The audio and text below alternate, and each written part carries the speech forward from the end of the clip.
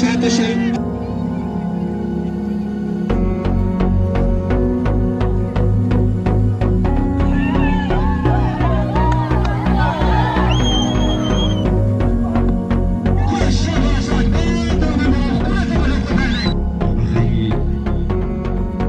د پای لوبې د ترسره کولو شیبې را رسېدلې. دوه مخکښې لوبډلې د یو بل پر وړاندې د لوبې میدان ته ښکته شوي دي. خوشحال شوم چې کله مو دا لوبه ولیده چې دومره ځوانان او دومره مینوال لري. کوشش دا وکړئ ځوانان انشاءالله موقع به هم پیدا کېږي، په ښه ځایونو کې به هم پیدا کېږي. نن ورځ په ټورنمنټ کې تاسو ته یو موټر درته ډالۍ شو، هغه چې خرڅ کړئ 10,000 روپۍ ګورته سبا په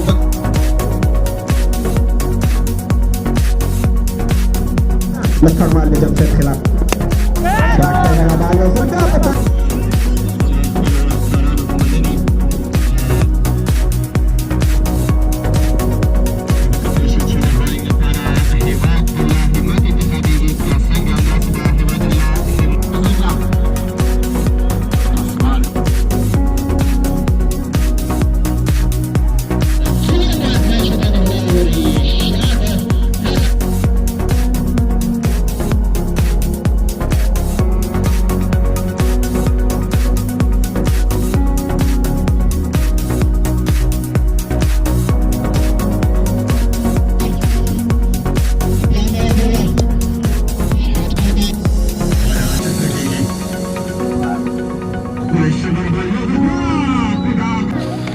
سلامونه، ستړي مشئ ګرانو لیدونکو، هیله دا ده چې روغ اوسئ. د خوست د مرکز اړوند د ډاب سیمې ته راغلي یو، چیرې چې د یوه نیمې میاشتې را په دې خوا په شمشاد لوبغالي باندې د ټینس لوبې پیل شوي، د ټینس کرکټ.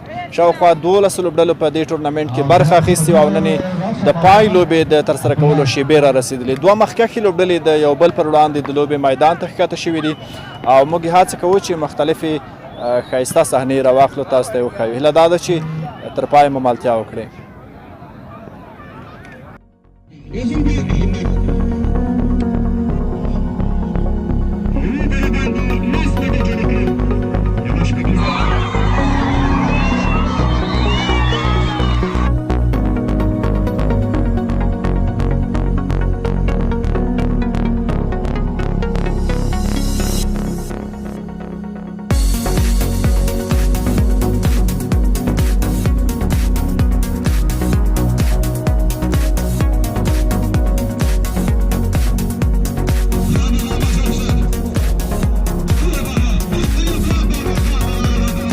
کوشش دا وکړئ ځوانان انشاءالله موقع به هم پیدا کېږي، په ښه ځایونو کې به هم پیدا کېږي.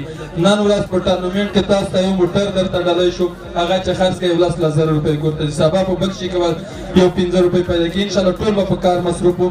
موږ تضاد نه لرو، زما په اداره کې ټول پخواني نفر دي، همداسې په ټولې ادارې کې پخواني نفر دي. یوازینی زموږ اذهانو ته منفي تبلیغات روان دي، هغه منفي کمنټونه کوو. ومن الله توفیق. خوشحال شوم چې کله مو دا لوبه ولیده چې دومره ځوانان او دومره مینوال لري. نو عزتمندو دا په دې دلالت کوي چې الحمدلله په افغانستان کې امن قایم دی.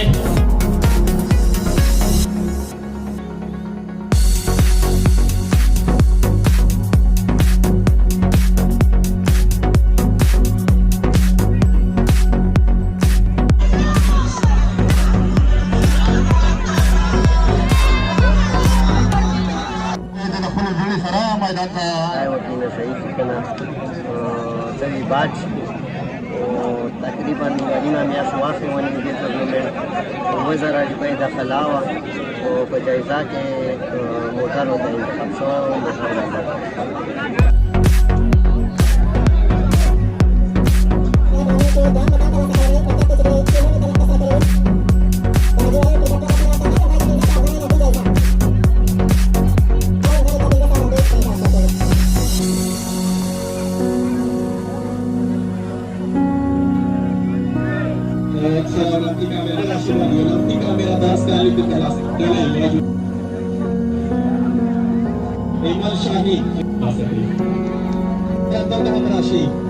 Winning captain, Master Uncle.